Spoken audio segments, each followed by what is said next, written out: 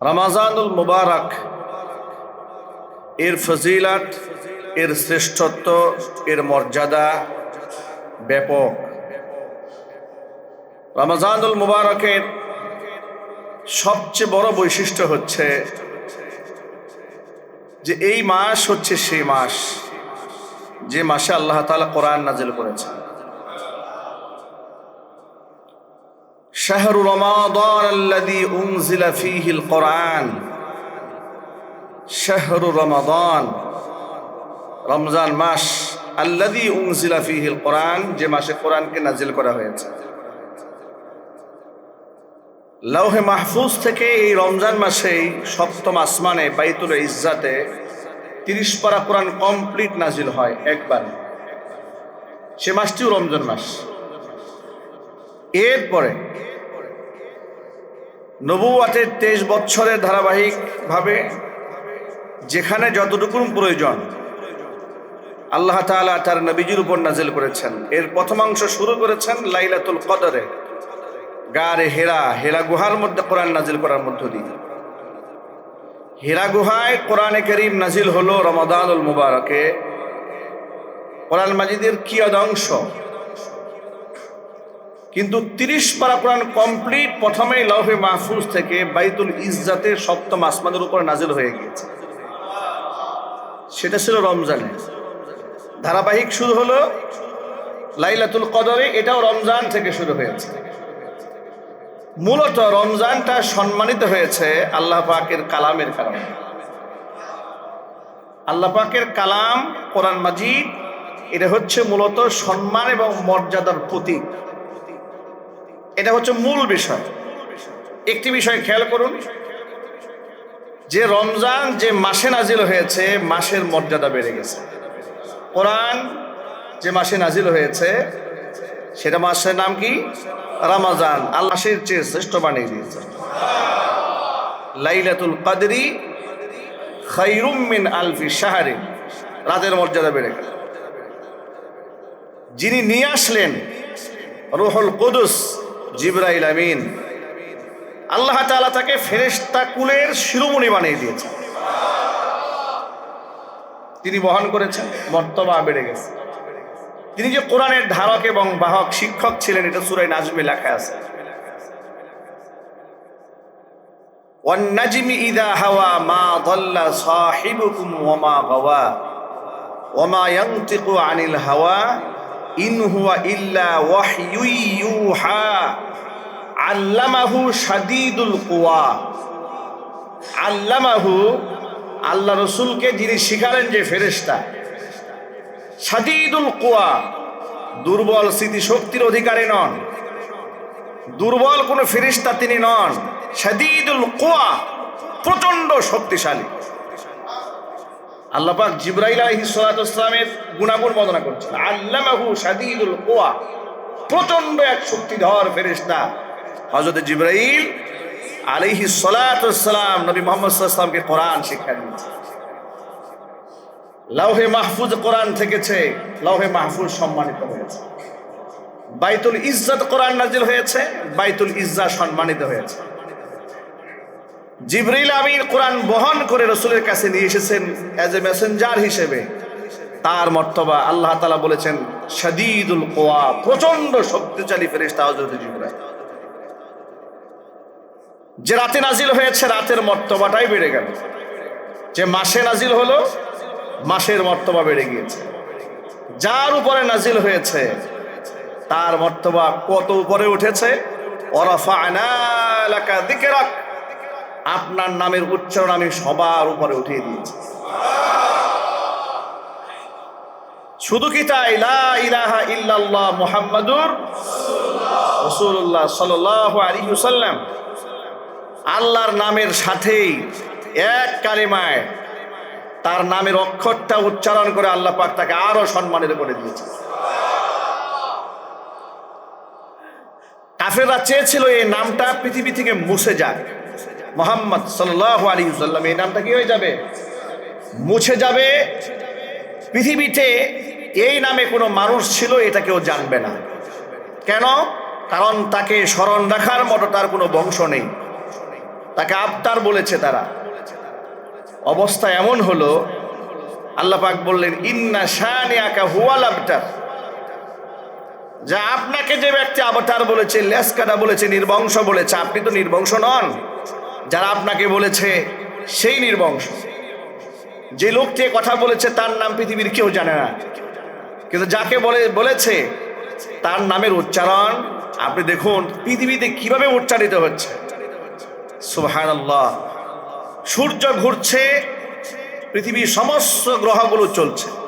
কুল্লুম ফি ফালাকি ইয়াসবাহুন, প্রত্যেকটা গ্রহ নক্ষত্র তার আপন কক্ষপথে ঘুরে বেড়াচ্ছে। আর এগুলো হুকুম মানে কার? আল্লাহ পাকের। পৃথিবীতে কোথাও না কোথাও হচ্ছে জুহুর, কোথাও আসর, কোথাও মাগরিব, কোথাও ইশা, কোথাও ফজর, কোথাও চাষ, কোথাও ইশরাক, কোথাও আওয়াবিন ওয়াক্ত হচ্ছে। নামাজের সময় প্রতিনিয়ত চলছে। পৃথিবীর কোনো না কোনো জায়গার মধ্যে জোহর ওয়াক্ত হয়েছে, আসর হয়েছে, মাগরিব হয়েছে, ইশা হয়েছে, ফজর হয়েছে। অগণিত অসংখ্য মুয়াজ্জিনের কণ্ঠে লাউড স্পিকারে জোর আওয়াজে উচ্চারিত হচ্ছে আশহাদু আন্না মুহাম্মাদার রাসূলুল্লাহ সাল্লাল্লাহু আলাইহি ওয়াসাল্লাম। আপনারা এই নামের ধ্বনি কিভাবে মুছে দেবেন? ওয়ারাফা'না লাকা যিকরাক, রাসূলের নামের উচ্চারণ যে আল্লাহ কত উপরে উঠিয়ে দিয়েছেন, এটা হচ্ছে তার একটা বাহ্যিক নমুনা। এমনকি আপনারা শুনে অবাক হবেন, সামারকান্দ এবং বুখারা নামগুলো আপনারা ইতিহাসের পাতায় পড়েছেন। উজবেকিস্তান বর্তমানে যেখানে ইমাম বুখারী রাহিমাহুল্লাহর বাড়ি, সেখানে একটা গুরুস্থান আছে, কবরস্থান আছে। সেই কবরস্থানে মাদফুন হওয়ার জন্য শর্ত হলো মৃত ব্যক্তির নাম মুহাম্মদ হতে হবে। সুবহানাল্লাহ বলবেন না? শুধু মুহাম্মদ নামক ব্যক্তিদেরকে ওখানে ওই গুরুস্থানে কবর দেওয়া হয়। বিরাট কবরস্থান, শুধু মুহাম্মদ নাম, এছাড়া অন্য কোনো নামের লোক ওখানে মাদফুন করা হয় না। নামটাকে আল্লাহ তাআলা কোথায় কোন পর্যায়ে পৌঁছে দিয়েছে। আমাদের ভারত উপমহাদেশে মুসলিমদের নামটাকে একটু ভিন্নভাবে চেনার জন্য প্রত্যেকটা নামের শুরুতে মোহাম্মদ লেখাটা, এটা একটা প্রশংসার দাবিদার হয়ে উঠল। মোহাম্মদ আব্দুর রহিম, মোহাম্মদ আব্দুল করিম, মোহাম্মদ আব্দুল জব্বার। অমুসলিমরা যেমন শ্রী শ্রী লিখত নামের শুরুতে, মুসলমান নাম চেনার জন্য সেখানকার মুসলিম পণ্ডিতরা মোহাম্মদ জড়িয়ে দিলেন। এর মানে কোটি কোটি মুসলমান সব মোহাম্মদ। সুবহানাল্লাহ। আল্লাহ তাআলা কোরআনের বদৌলতে তার রাসূলের শান কোথা থেকে কোথায় উঠিয়ে দিয়েছে। গার হেরা, হেরা গুহার সে ছোট্ট জায়গাটি লোকের কাছে শুধু দর্শনীয় নয়, এটা কি পরিমাণ আবেগের জায়গা। বৃদ্ধা মহিলারা পর্যন্ত দেখি এই 2500 ফিট উঁচা পাহাড় বেয়ে বেয়ে, আপনারা অবশ্যই সচক্ষে অনেকে দেখেছেন, অনেকে নিজে উঠেওছেন। নিচ থেকে তাকালে মনে হয় ছোট্ট ছোট্ট পিঁপড়াগুলো উপরে উঠতেছে। কিসের আকর্ষণে, কিসের টানে সেখানে লোকেরা চলে যাচ্ছে। এটা হচ্ছে সে জায়গা যেখানে আল্লাহ তাআলা কোরআন নাযিল করেছে। কোরআনটাই মূলত মর্যাদার এবং মর্তবার প্রতীক। অথচ আমরা এই কোরআনকে বানিয়েছি সব চাইতে অবহেলার কিতাব। এটাকে বানিয়েছে শুধু বিপদ আপদের বই। সন্তান একদম মরে যাচ্ছে, দৌড়ে আসছে, হুজুর একটা কোরআন খতমের ব্যবস্থা করে দেন। এই বিপদের সময় কিংবা ঝাড়ফুঁক, তাবিজ, গলার মধ্যে কাজ করা, এটাকে বানাইছে কোরআন শরীফের আমল। সারা জীবন কোরআন পড়ে না, মরার পরে হিফজখানা থেকে 10 জন হাফেজ সাহেব নিয়ে গেছে, মুর্দারের চতুর্পাশ থেকে বসাই সূরা ইয়াসিন পড়াচ্ছে। বাস্তবতা আছে না নাই? এটা আমরা ধর্মীয় মেজাজ গ্রহণ করেছি যে আমাদের ধর্ম মানে এটা, শুধু শুক্রবারে নামাজ পড়বো আর মরার পরে হুজুরদেরকে দিয়ে দাওয়াত খাওয়াবো। কোরআন কি এই জন্য এসেছে? না, কোরআনের জন্য আসে নাই। কোরআনের এই বাস্তবতাকে উপলব্ধি করা উচিত যে কোরআন আমার জিন্দেগি, কোরআন আমার কি, কোরআনটা আমার জিন্দেগি। উম্মুল মুমিনিন মা আয়েশা সিদ্দিকা রাদিয়াল্লাহু তাআলা আনহার কাছে যখন প্রশ্ন করা হয়েছিল কাইফা কানা খুলুকুন নবী সাল্লাল্লাহু আলাইহি ওয়াসাল্লাম, ও মা আয়েশা আল্লাহর রাসূলের আখলাক কেমন ছিল? মা আয়েশা জবাবে বললেন আলা তাকরাউনাল কোরআন, তোমরা কোরআন পড়ো না? তারা বলল নিশ্চয় আমরা কোরআন পড়ি। মা আয়েশা বললেন, কোরআন যদি পড়ে থাকো তাহলে রাসূলের চরিত্র জানার জন্য দূরে যাওয়ার কোনো প্রয়োজন হবে না। খুলুকুহু আল কোরআন, নবীর চরিত্র হচ্ছে 30 পারা কোরআনের বাস্তব নমুনা। কোরআনটা জিন্দেগি, কোরআনটাই জীবন। অথচ এই কোরআনটা যেটা মর্যাদার প্রতীক, সেই মর্যাদার প্রতীকের সাথে আমাদের কোনো সম্পর্ক নেই। বইমেলায় দেখি মাঝে মাঝে কিছু কিছু প্রবন্ধ, প্রেম কাহিনী খুব ভাইরাল হয়। এইবারও দেখলাম কি এক লেখিকা, তার লিখিত কোন একটা প্রেমের গল্প নাকি বাংলাদেশে বইমেলায় সর্বোচ্চ সেল হয়েছে, বেস্ট সেলার হয়েছে। আমি অবাক হয়ে গেলাম যে প্রেমের গল্পের বই বেস্ট সেলার হয়, এ জাতির চরিত্র আর কবে ভালো হবে? যে জাতি প্রত্যেক শুক্রবারে মসজিদে ইমাম সাহেবের কাছ থেকে হেদায়েতের খোরাক নেয়, সেই জাতি বই মেলায় গিয়ে সবচাইতে বেশি প্রেমের গল্প কিনে, এই জাতির চরিত্র কেমনে ভালো হবে বলেন? যে সমস্ত লেখিকারা প্রেমের গল্প দিয়ে প্রবন্ধ লেখে, নাপাক প্রেমের গল্প সাজায়, এদের না নিজের কোনো চরিত্র আছে, না এদের লেখার কোনো চরিত্র আছে, আর যারা এগুলা পড়ে না এদের চরিত্রে কোনো বালাই আছে, ঠিক কিনা বলেন? একটা পাত্রের মধ্যে যা থাকে ঢাললে তো তাই পড়বে। যদি পাত্রের মধ্যে পেশাব থাকে ঢাললে পেশাব পড়বে, মধু থাকলে মধু পড়বে, ঘি থাকলে ঘি পড়বে। যে লেখিকা নিজে বেনামাজি, যে লেখিকা নিজে অবৈধ প্রেম করে বেরিয়েছে, তার লিখিত বই আপনি টাকা দিয়ে খরিদ করে নিয়ে আসলেন, আপনার কি লজ্জা হয় না? আপনার কি শরম হয় না? আপনি কার বই পড়বেন? এটা আলেমদের পরামর্শ নিয়ে চলবেন, ঠিক কিনা বলেন? আপনি যা পড়ছেন আপনার অন্তরে তার রেখাপাত হবে, আপনার মস্তিষ্ক তা অ্যাকসেপ্ট করবে। আপনি যে প্রেমের সমুদ্রে হাবুডুবু খেলেন বই পড়ে, আর নিজে নিজে সেই নাটকের হিরো কিংবা হিরোইন হয়ে গেলেন, আপনার তো লজ্জা থাকা উচিত। আমি একটা হারামকে যারা প্রমোট করেছে, অবৈধ রিলেশনশিপকে যারা খুব নান্দনিকভাবে উপস্থাপন করেছে, আমি সেটাকে বেস্ট সেলার বানিয়ে দিয়ে তার মধ্যে আমি একজন শামিল হলাম। নাউজুবিল্লাহি মিন যালিক। এই জাতির চরিত্র কোথায় গিয়ে দাঁড়িয়েছে? অথচ যে জাতি বেস্ট সেলার গ্রহণ করল সবচেয়ে নিকৃষ্ট একটা প্রেমের গল্প নিয়ে, তাদেরকে জিজ্ঞেস করেন সারাটা রমজান মাস চলে গেছে, কয় পৃষ্ঠা সে কোরআন শরীফ পড়েছে? জিজ্ঞেস করেন তাকে, তুমি তো বই পড়ে একদম খতম করে ফেলছো। বলে ওনার লিখিত বই আমার একটাও বাকি নাই, সব শেষ করে ফেলছি। তাই না? কি বলে? হ্যাঁ, হুমায়ুন আহমেদের বই সব পড়া শেষ, হুমায়ুন আজাদের বই সব পড়া শেষ, তসলিমা নাসরিনের বই সব পড়া শেষ। কোরআন শরীফ কয় পৃষ্ঠা পড়ছেন? হুজুর এটা তো আমি পড়তে পারি না। কি আছে না নাই? আরো জোরে বলেন।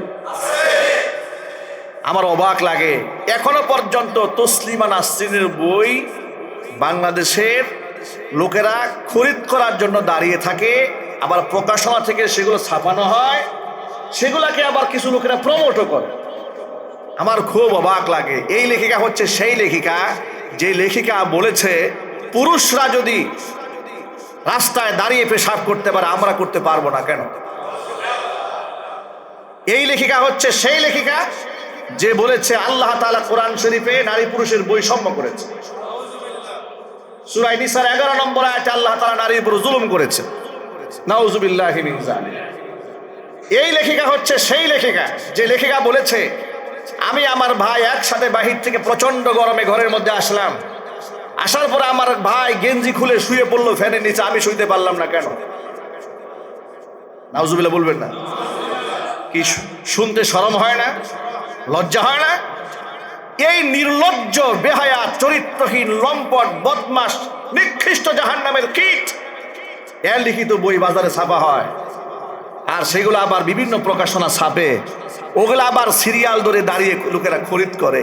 এটা আমাদের জন্য দুর্ভাগ্য ছাড়া আর কিচ্ছু হতে পারে না। কোরআন মর্যাদার কিতাবের সাথে সম্পর্ক নাই, সম্পর্ক হয়ে গেছে তসলিমা নাসরিনের বইয়ের সাথে, সম্পর্ক হয়ে গেল কবি শামসুর রহমানের কবিতার সাথে, হুমায়ুন আজাদের বইয়ের সাথে, হুমায়ুন আহমদের লিখিত নাট্য কলার সাথে, এগুলোর সাথে সম্পর্ক হয়েছে, কোরআনের সাথে সম্পর্ক হয় না। কোরআন মর্যাদার প্রতীক। এই কোরআনকে আল্লাহ তাআলা এমন মর্যাদার প্রতীক বানালেন, নবী করিম সাল্লাল্লাহু আলাইহি ওয়াসাল্লাম এই কোরআন শরীফ নিজে তেলাওয়াত করতেন, উম্মাকে শোনাতেন, মাঝে মাঝে সাহাবায়ে কেরামের কাছ থেকে নবীজি নিজে কোরআন তেলাওয়াত শুনতেন। আল্লাহর নবী রাতের বেলায় এত লম্বা সময় দাঁড়িয়ে তিনি কোরআন কারীম তেলাওয়াত করতেন, সাহাবায়ে কেরাম করে তেলাওয়াত করতেন। আব্দুল্লাহ ইবনে মাসউদ রাদিয়াল্লাহু তাআলা আনহু তার সম্পর্কে এসেছি, এত লম্বা সময় তিনি দাঁড়িয়ে থাকতেন নামাজের মধ্যে, আল্লাহ রাসূল সাল্লাল্লাহু আলাইহি ওয়াসাল্লামকে দেখে পা মোবারক ফুলে যেত।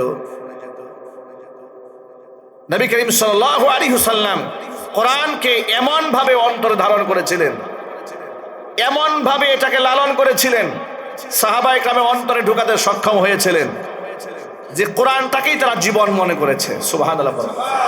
কোরআনই জীবন, জীবনে কোরআন, কোরআনহীন কোনো জীবন নাই। আল্লাহু আকবার।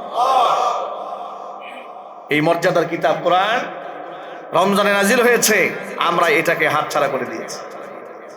নবী করিম সাল্লাল্লাহু আলাইহি ওয়াসাল্লাম বলেছেন, রাগিমা আনফু রাজুলিন দাখালা আলাইহি রমাদান, ওই ব্যক্তি নাক ধুলায় ধূসরিত হয়ে যায় যার উপর রমজান এসেছে। সুম্মান সালাখা, এরপরে সেখান থেকে বের হয়ে গেল, অথচ তার গুনাহ মাফ করাতে পারে নাই, গুনাহ ক্ষমা করা হলো না, রমজান শেষ হয়ে গেল। এই ব্যক্তির নাক ধুলায় ধূসরিত হয়ে যাক, সে লজ্জিত হোক, সে ধ্বংস হয়ে যায়। রমজানুল মুবারকে আল্লাহ তাআলা কোরআন নাজিল করলেন। কোরআন এমনই সম্মানের প্রতীক।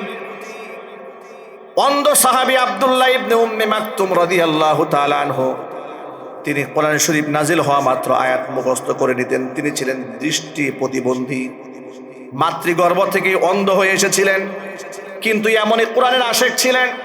কোরআনের আয়াত নাজিল হওয়া মাত্র রাসূলের কাছে এসে বলতেন, আল্লিমনি ইয়া রাসূলুল্লাহ মিম্মা আল্লামাকাল্লাহ। হে আল্লাহ রাসূল, আল্লাহ আপনাকে যা শিখিয়েছেন সেখান থেকে আপনি আমার শিখিয়ে দেন। সুবহানাল্লাহ। আল্লাহ আপনারা যা শিখিয়েছেন আপনি আমার শিখিয়ে দেন। এটা ছিল তার একটা কমন ডায়লগ, সব সময় তিনি এই কথাটা বলতেন। অন্ধ তো, হে রাসূল আল্লাহ আপনারা যা শিখিয়েছেন আপনি আমার শেখান, প্রতিনিয়ত বলতেন। আর যতটুকু আয়াত নাজিল হয়েছে সেটা মুখস্থ করে দিতেন। দৃষ্টি প্রতিবন্ধী এই সাহাবী, একদিন আল্লাহ নবী সাল্লাল্লাহু আলাইহি সাল্লাম কুফফারে কুরাইশের বড় বড় লিডার যারা আবু জাহাল, উতবা, শাইবা, ওয়ালিদ ইবনুল মুগিরা, আবু সুফিয়ান, এদেরকে নিয়ে একটি দাওয়াতের কার্যক্রম পরিচালনা করছিলেন, দাওয়াত দিচ্ছিলেন, তাবলীগ করছিলেন, বুঝাচ্ছিলেন, মুযাকারা করছিলেন। অন্ধ সাহাবী, তিনি জানতেন না আল্লাহ রাসূল কোন অবস্থায় আছেন, কোথায় আছেন। খোঁজ খবর নিতে সেই দরবারে হাজির হলেন। তিনি তো আর সিচুয়েশন বুঝতে পারেন না সামনে কারা, আল্লাহ নবী কি অবস্থায় আছেন। দৃষ্টি প্রতিবন্ধী হওয়ার কারণে তিনি সেখানে হুজুরকে সালাম দিলেন। সালাম দিয়ে এই কথাটা বললেন, আল্লিমনি ইয়া রাসূলুল্লাহ মিম্মা আল্লামাকাল্লাহ। হে আল্লাহ রাসূল, আল্লাহ আপনারা যা শিখিয়েছেন আপনি আমারে শেখান। নবী করিম সাল্লাল্লাহু আলাইহি ওয়াসাল্লাম তার দিকে ভ্রুক্ষেপ করলেন। নিজের সাথী, নিজের সাহাবী, তারা তো আমি সব সময় শোনাতে পারবো, কিন্তু এদেরকে পাবো কোথায়? আল্লাহ নবী তাদেরকে ভ্রুক্ষেপ করলেন। তিনি একবার বললেন, আবার বললেন, আল্লিমনি ইয়া রাসূলুল্লাহ মিম্মা আল্লামাকাল্লাহ। হে আল্লাহ রাসূল, আল্লাহ আপনাকে যা শিখিয়েছেন আপনি আমারে শিখিয়ে দেন। আল্লাহ নবী ভ্রুক্ষেপ করলেন না। ভ্রুক্ষেপ না করাতে সাহাবী কিছুক্ষণ অপেক্ষা করলেন, অন্ধ সাহাবী বাড়ি ফিরে গেলেন। আল্লাহর নবী সাল্লাল্লাহু আলাইহি সাল্লাম পুরা বৈঠক শেষ করলেন। বৈঠক শেষ করে বাড়ির উদ্দেশ্যে যখন রওনা হয়ে গেলেন, আল্লাহ তাআলা কোরআন মাজিদ থেকে সূরাতুল আবাসা নাজিল করলেন। সূরা আবাসার 16টা আয়াত নাজিল করলেন এই অন্ধ সাহাবীর পক্ষে। ভাবা যায় যে এই ব্যক্তির শানে আল্লাহ 16টা আয়াত নাজিল করছেন কোরআন শরীফে। আল্লাহ তাআলা কি ঢঙে আল্লাহ কথা বলেছেন, অভিমানের সুরে রাসূলের সাথে আল্লাহ তাআলা কথা বলেছেন। অভিমানের সুরে, কিসের সুরে? অভিমান করেছেন আল্লাহ পাক তার রাসূলের সাথে। কেন? অন্ধ সাহাবীর প্রতি হুজুর ভ্রুক্ষেপ করেন। আল্লাহ বললেন, আবাসা ওয়া তাওয়াল্লা আন জাআহুল আ'মা ওয়া মা ইউদরিকা লাআল্লাহু ইয়াযাক্কা আও ইয়াযাক্কারু ফাতানফা'হু যিকরা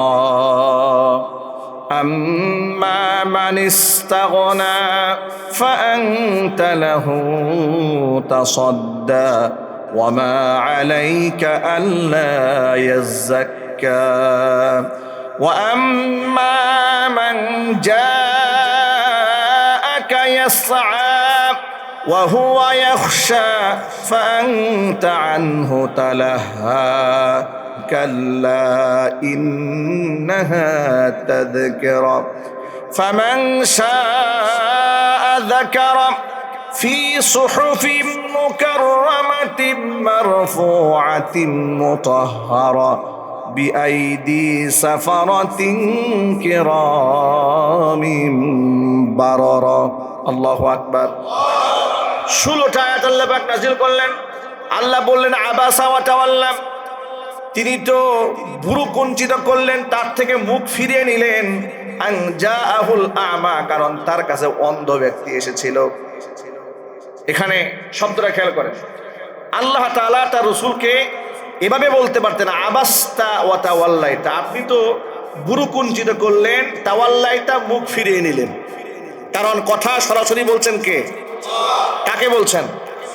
আল্লাহ রাসূলকে বলছেন, মাঝখানে তো মিডিয়া নাই। আল্লাহর বাচন ভঙ্গির ঢংটা এরকম হতো যে আবাস্তা, আপনি কি কাজটা করলেন? আপনি তো ভুরু কুঞ্চিত করলেন, বিরক্ত হলেন। ওয়াতাওয়াল্লাইতা, আপনি তো মুখ ফিরিয়ে নিলেন। আন জা আকাল আমা, আপনার কাছে অন্ধ ব্যক্তি এসেছিল।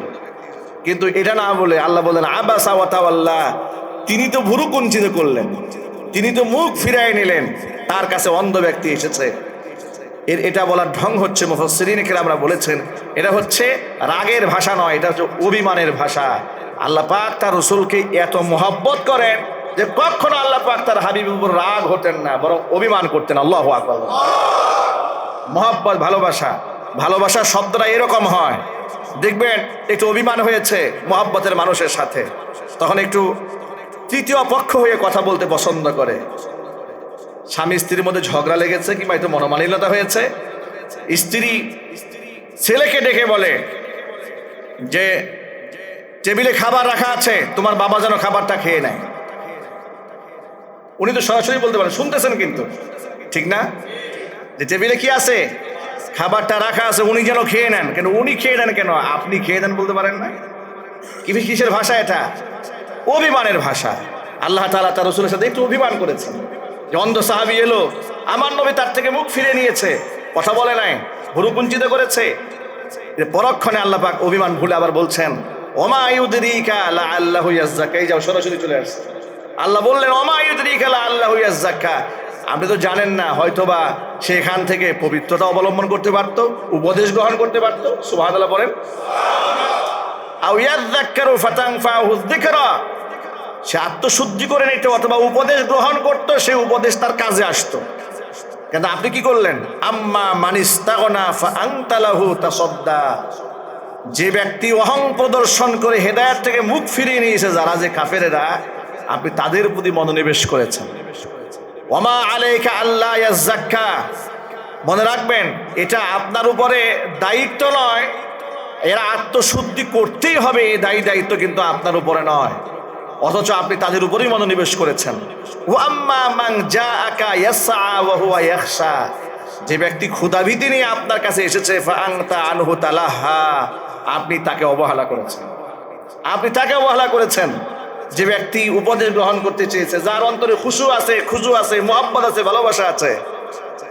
এরপর আল্লাহ পাক বলছেন ফাআনতা আনহু তালাহা কাল্লা ইন্নাহা তাযকিরা, মনে রাখবেন ইন্নাহা তাযকিরা, এটা তো উপদেশ। কোরআন কি উপদেশ।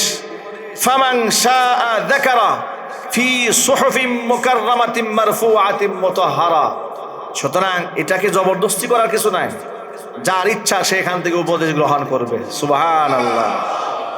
এটা সম্মানিত ফেরেশতার হাতে লিখিত কিতাব, জবরদস্তি করার কিছু নাই। আর আপনার উপর এই দায়িত্ব দেওয়া হয় নাই ওমা আলাইকা, এটা আপনার উপর দায়িত্ব নয়, আপনি জোর করে হেদায়েত দেবেনই দেবেন, এটা আপনার দায়িত্ব নয়।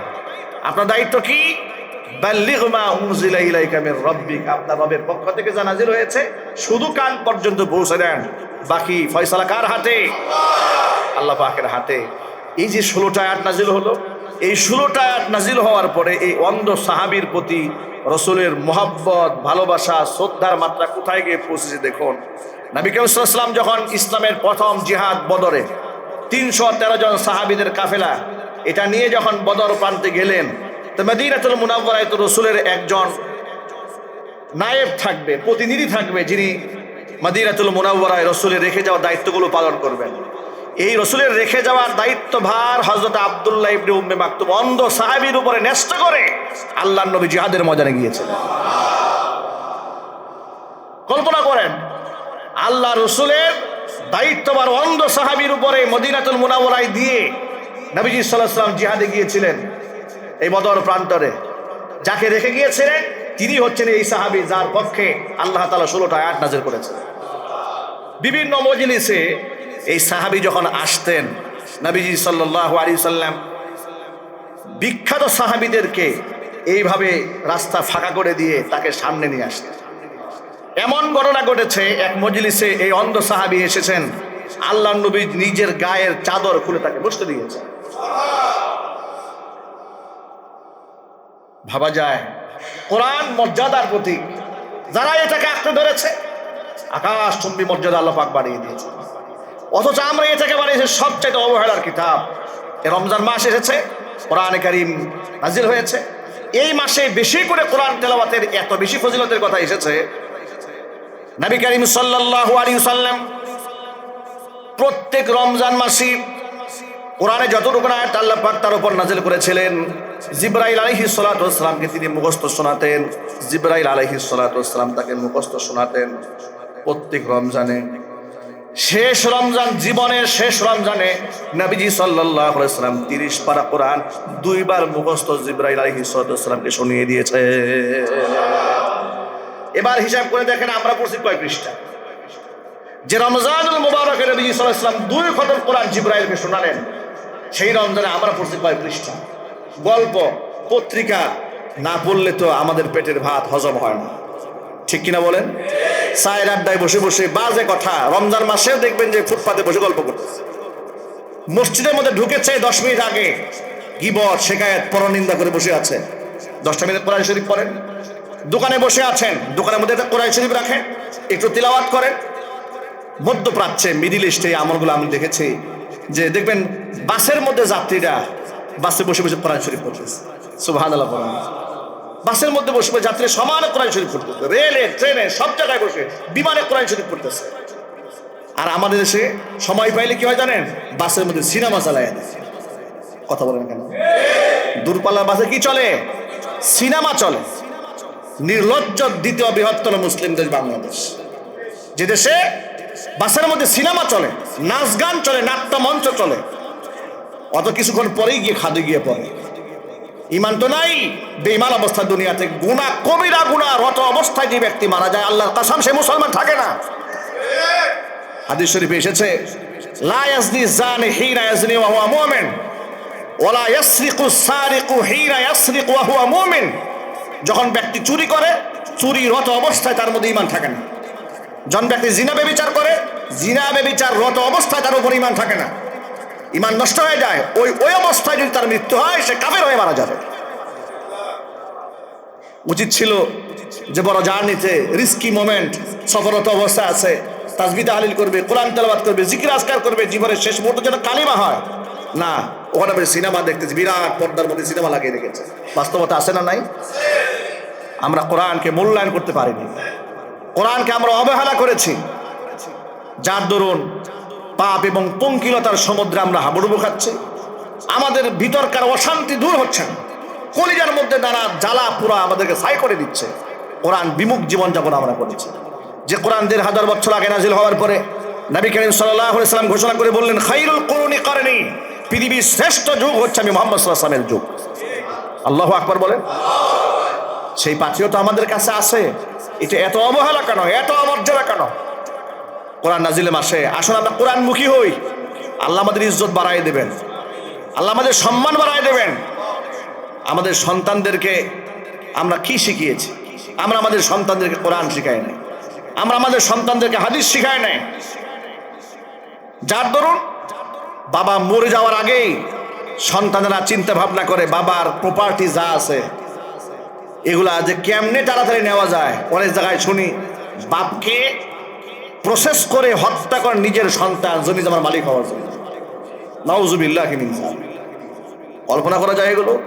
সুতরাং আসুন রমজানুল মুবারক আমরা সিদ্ধান্ত গ্রহণ করি, কোরআন মর্যাদার কিতাব, যে মাসে নাজিল হলো মাসের মর্যাদা বেড়েছে, যার উপর নাজিল হয়েছে তার মর্যাদা বেড়েছে, যে স্থানে নাজিল হয়েছে তার মর্যাদা বেড়েছে, যে রাতে নাজিল হয়েছে রাতের মর্তবা বেড়েছে, যার মধ্যে কোরআন থাকবে তার মর্যাদা আল্লাহ বাড়িয়ে দিবে। নবী করিম সাল্লাল্লাহু আলাইহি সাল্লামের একজন সাহাবীর নাম হচ্ছে উবাই ইবনে কাব রাদিয়াল্লাহু তাআলা আনহু। উবাই ইবনে কাব রাদিয়াল্লাহু তাআলা আনহু ইসলামের প্রাথমিক যুগের কোরআনে কারিমের যারা হিফজ করে কোরআনকে সংরক্ষণ করতেন, খাতা কলমে লিখে যারা সংরক্ষণ করতেন, তাদের মধ্যে অন্যতম বিখ্যাত সাহাবী ছিলেন উবাই ইবনে কাব। নবীজি উবাই ইবনে কাবকে ডেকে বলেন, ও উবাই, আমারানি আযজা ওয়া জাল্লা আন আকরা আলাইকা লাম ইয়াকুনিল্লাযীনা কাফারু মিন আহলিল কিতাব। ও উবাই, শোনো, আল্লাহ তাআলা আমাকে হুকুম করেছেন আমি যেন কোরআন শরীফ থেকে তোমাকে সূরা বাইয়িনা তেলাওয়াত করে শোনাই। উবাই ইবনে কাব অবাক বিস্ময়ে জানতে চাইলেন, আবেগ আপ্লুত হলেন। আওয়াজ সাম্মানি ইয়া রাসূলুল্লাহ, ও আল্লাহ রাসূল, আপনি যে বললেন আল্লাহ আপনাকে হুকুম করেছে আমাকে কোরআন শোনাবার জন্য, আওয়াজ সাম্মানি, আল্লাহ পাক কি তার পবিত্র জবানে আমার নামটা উচ্চারণ করেছে নাকি? আপনি যে আমার কথা বললেন আওয়াজ সাম্মানি, আল্লাহ আমার নাম বলেছেন? হুজুর বললেন, নাম, আল্লাহ তোমার নাম ধরে বলেছেন উবাইকে কোরআন শরীফ শোনাও। কোরআন, কোরআন মর্যাদার কিতাব, এর সাথে লেগে থাকলেও আল্লাহ পাক দাম বাড়িয়ে দেন। সুবহানাল্লাহ বলবেন না? বিভিন্ন মাহফিলে গেলে লোকেরা আমাদেরকে খুব সসম্মানে এমন আসনে বসতে দেয়। বাবার বয়সী লোকেরা, দাদার বয়সী লোকেরা, পিতৃ সমতুল্য শ্রদ্ধাভাজন, তারা আমাদেরকে খুব সম্মানের আসনে বসতে দেয়। গাজীপুর কাপাসিয়াতে শ্রীপুর অঞ্চলে এক মাহফিলে গিয়েছে তাফসিরে। আমার পিতৃ সমতুল্য এক মুরব্বী আমাকে ঘরে খাটের মধ্যে বসে উনি ফুলুরে বসতেন। তা আমি খুবই লজ্জিত হয়েছি এবং ইতস্ততা বোধ করেছি, বিব্রত বোধ করেছি। তার নিজের ঘরে আমি তাকে বললাম, চাচা বলে সম্বোধন করে বললাম, চাচা আপনি এটা কোনো কাজ করলেন? আপনি আমাকে খাটে বসিয়ে, সোফা আছে, খাটের মধ্যে জায়গা আছে, আপনি ফুলুরে বসলেন কেন?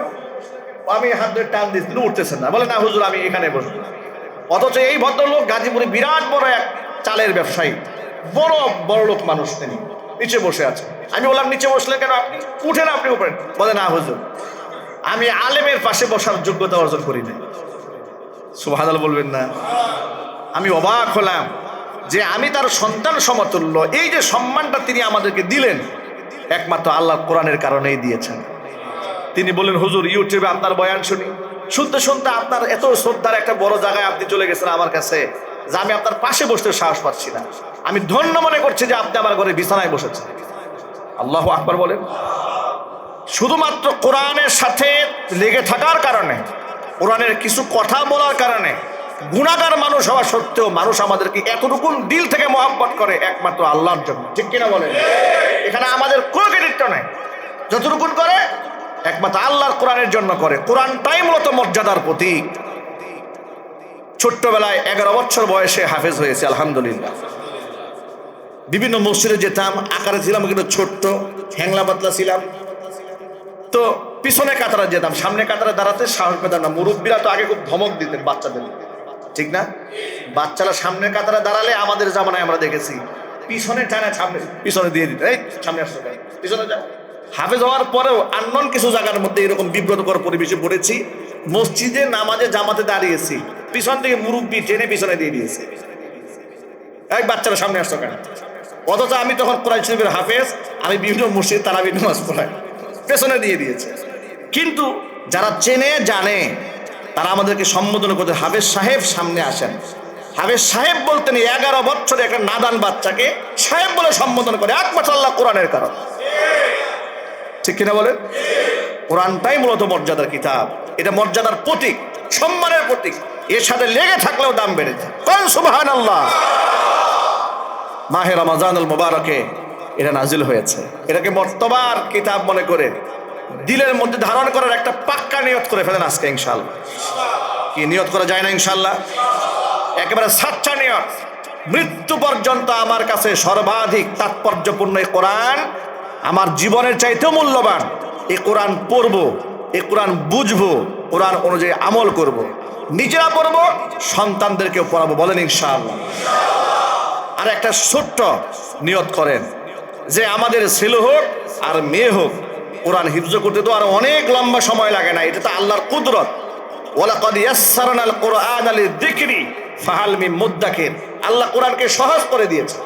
আল্লাহ তাআলা কোরআন শরীফের সূরাতুল হিজরের 9 নম্বর আয়াতে বলেছেন, ইন্না নাহনু নাযালনা যিকরা ওয়া ইন্না লাহু লাহাফিজুন। নিশ্চয় কোরআন নাজিল করেছি আমি আল্লাহ, সংরক্ষণের দায়িত্ব আমি নিজ হাতে গ্রহণ করেছি। সংরক্ষণের জন্য কাগজকে দায়িত্ব দেওয়া হয় নাই, শিলালিপিকে দায়িত্ব দেওয়া হয় নাই, অসংখ্য হাফেজ কোরআনের সিনাকে আল্লাহ তাআলা কোরআন সংরক্ষণের জন্য কবুল করে নিয়েছেন। আমার ছেলে এবং মেয়ে আমি তাদেরকে হাফেজ কোরআন বানাবো, এরকম একটা সাচ্চা নিয়ত করে ফেলে। ছেলেকে আপনি ডাক্তার বানানো অসুবিধা নাই, হাফেজ ডাক্তার হবে, হাফেজ ইঞ্জিনিয়ার হবে, হাফেজ লয়ার হবে, হাফেজ ব্যারিস্টার হবে, হাফেজ প্রফেসর হবে, হাফেজ রাজনীতিবিদ হবে, হাফেজ ইঞ্জিনিয়ার হবে, হাফেজ ঠিকাদার হবে, হাফেজ সম্পাদক হবে, হাফেজ মসজিদ কমিটির সভাপতি হবে, সেক্রেটারি হবে। ঠিক কিনা বলেন? কি অসুবিধা আছে? কত হাফেজ সাহেবরা ডক্টর হচ্ছে, মাশাআল্লাহ। মাত্র 2 বছর সময়ের মধ্যে ছেলে হাফেজ হয়ে যাচ্ছে। এর দ্বারা ফায়দা কি হবে দেখেন, আপনি কিছু সময়ের জন্য পরকাল, যে আপনি তো খুব বিশ্বাসী মানুষ না, পরকালের বিষয়টা অনেক পরে রাখতেছেন। দুনিয়ার একটা ছোট্ট জিনিস বুঝেন, পৃথিবীতে আপনি বাবা হিসেবে সন্তানের পক্ষ থেকে প্রথম প্রাপ্তি হচ্ছে যে আপনার সন্তানের আচরণ দেখে আপনার চোখটা যেন শীতল হয়। ঠিক কিনা? যদি এরকম সংবাদ শোনেন যে আপনার সন্তান কিশোর গ্যাংয়ের সাথে জড়িয়ে রাস্তায় রাস্তায় চাঁদাবাজি করতেছে, মানুষ মারতেছে, কাটতেছে, এটা শুনে কি দিল ঠান্ডা হয়ে যাবে? যদি শোনেন এই যে ধর্ষণ, ব্যভিচার শোনা যাচ্ছে, এই সমস্ত অপকর্মের সাথে সন্তান জড়িয়ে যাচ্ছে, শুনতে কি ভালো লাগবে? সম্মান বাড়বে? বাড়বে না। কিন্তু যখন দেখবেন যে কাউরান বাজার শাহী মসজিদে আপনার ছেলে তারাবি নামাজ পড়াচ্ছে, পেছনে হাজার হাজার মুসল্লি নামাজ পড়তেছে, নামাজ শেষ হাত তুলে ধরেছে, আপনার ছেলের মুনাজাতে অঝরে হাজার মানুষের চোখের পানি ঝরছে, আপনি পেছনে কাতরা দাঁড়িয়ে দেখবেন যে আপনার অন্তরের অনুভূতিটা কি, তৃপ্তিটা কি, আপনি সেদিন উপলব্ধি করতে পারবেন। দুনিয়ার প্রাপ্তি তো অনেক বড় প্রাপ্তি, আর আখিরাতের প্রাপ্তির তো কোনো সীমা নাই। সুবহানাল্লাহ বলেন। এতটুকু গ্যারান্টি পাওয়া যাবে যদি সন্তানের বেসটা, এর ভিত্তিটা যদি আপনি কোরআন দিয়ে দিতে পারেন, আপনার সন্তান কবি হবে, কিন্তু কবি শামসুর রহমানের মতো নাস্তিক হবে না। আপনার সন্তান বুদ্ধিজীবী হবে, কিন্তু শাহরিয়ার কবি হবে না। আপনার সন্তান রাজনীতিবিদ হবে, হাসানুল হক ইনু হবে না, রাশেদ খান মেনন হবে না। কথা বলেন, ঠিক কিনা বলেন? আপনার সন্তান ডাক্তার হবে, কিন্তু ডাকাত হবে না। যদি আপনার সন্তানকে আপনি কোরআন কারীমের বেশ অন্তরের মধ্যে ঢুকাই দিতে পারেন, আমরা পারবো না ইনশাআল্লাহ। রমজানের একটা পাক্কা নিয়ত করি, রমজান হচ্ছে এই মাস। আল্লাহ নবী সাল্লাল্লাহু আলাইহি ওয়াসাল্লাম বলেছেন, মুসনাদ আহমদের মধ্যে হাদিসটা এসেছে, হুজুর বলেন, লিকুল্লি মুসলিমিন দাওয়াতুন মুস্তাজাবাতুন ইয়াদউ বিহা ফি রমাদান। প্রত্যেকটা মুসলমানকে আল্লাহ তাআলা একটি দাওয়াতে মুস্তাজাবা, দোয়া করতে দেরি হয় আর আল্লাহর কাছে কবুল হতে দেরি হয় না, এরকম একটা দোয়া, এরকম একটা মাকবুল দোয়ার সুযোগ আল্লাহ তাআলা প্রত্যেকটা মুসলমানকে রমজানুল মুবারকে দান করে দেন। সেই দোয়াটা যে কোনটা হবে এটা আল্লাহ ছাড়া কেউ জানে না। রমজানটা হচ্ছে সেই সুযোগের মাস। এই মাসে আল্লাহর কাছে দোয়াটা করে ফেলেন যে আল্লাহ, আমার পরিবার থেকে অন্ততপক্ষে একজন ব্যক্তি হলেও 30 পারা কোরআন হাফেজ বানায় দাও। এরকম একটা পাক্কা নিয়ত অন্তর থেকে করা যায় না ভাই ইনশাআল্লাহ? কার কার নিয়ত আছে হাত দেখি তো। আল্লাহ কবুল করেন, জোরে করেন আমিন। আর আরেকটা কাজ করবেন, এটা করতে হলে তালিমুল মুতাআল্লিম একটা ছোট্ট কিতাব আছে, আমরা একদম প্রাইমারি লেভেলে পড়েছি কিতাবখানাতে। সেখানে এসেছে যে তুমি যদি চাও তোমার সন্তান বড় আলেম হোক, তো আলেমদেরকে সম্মান করবে। তুমি যদি চাও তোমার সন্তান হাফেজ হোক, তো হাফেজ সাহেবদেরকে ইজ্জত দেবে। তুমি যদি আলেমদের সাথে দুশ্মনী রাখো, আল্লাহর কসম তোমার ফ্যামিলি থেকে হাফেজ হবে না। সন্তানকে মাদ্রাসায় দিয়ে রাখবা, শিকল দিয়েও বাইন্ধে রাখতে পারবা না। ঠিক কিনা বলেন? তো শিকল ছিঁড়ে পালাবে। কত দেখেছি আমাদের সাথে পড়াশোনা করেছে, কত বড় লোকের ছেলে, ঢাকা শহরে বাড়ি আছে, গাড়ি আছে, অভাব নাই, ভর্তি হয়েছে আমাদের সাথে। অনেক কেউ শিকল দিয়ে বাইন্দা রাখতে পারে না, মাদ্রাসা বারবার পালায় যায়, পায়ের মধ্যে শিকল বন্ধ লাগিয়েছে, শিকল ছিঁড়েই পালায় গেছে, কাজ হবে না। আলেমদেরকে মহব্বত করেন, সম্মান দেন, আর আল্লাহর কাছে দোয়া করেন যে আল্লাহ তুমি আমাকে হাফেজের বাবা হওয়ার গৌরব দান করো। কিয়ামতের দিন হাফেজ কোরআনের পিতা এবং মাতা উভয়কে নূরের টুপি পরানো হবে, এটা আপনারা সবাই জানেন। নূরের টুপির আলো দুনিয়ার সূর্যের আলো চাইতে বেশি হবে। এটা কি অলৌকিক মনে হয় নাকি? অস্বাভাবিক মনে হয়? মিথ্যা মনে হয়? শুধুমাত্র নূরের টুপি আল্লাহ পরাবেন না, ওয়ায়ুকসা হুল্লাতাইন, তাদেরকে জান্নাতের পোশাক পরাবেন আল্লাহ। হাদিস শরীফে এসেছে যে এমনই পোশাক সেটা লা তাকুমু লাহুমাদ দুনিয়া, পৃথিবী বিক্রি করলে একটা জামার মূল্য হবে না। এইরকম দামের পোশাক গায়ে পরাবার পরে তারা এতটা প্রাউড ফিল করবে, গর্বিত হবে, আনন্দিত হবে যে অবাক বিশ্ব আল্লাহর কাছে তারা জিজ্ঞেস করবে বিমা কাসাইতানা, আল্লাহ এ কোন আমল করেছিলাম দুনিয়াতে, তুমি যে এই যে গাউনটা পরালে এ কোন আমলের বদৌলতে এই সম্মানটা আমাদেরকে দিয়েছো। আল্লাহ পাকের পক্ষ থেকে ফায়ুকালু লাহুমা, এদেরকে বলা হবে বিআখযি ওয়ালাদিকুমাল কোরআন, তোমাদের সন্তানরা কোরআন পড়ে নাই? বলে হ্যাঁ পড়েছিল। সন্তানরা কোরআন পড়েছে, সেই সম্মানে আজকে তোমাদের এই বেহেশতি গাউন পরে দেওয়া হয়েছে।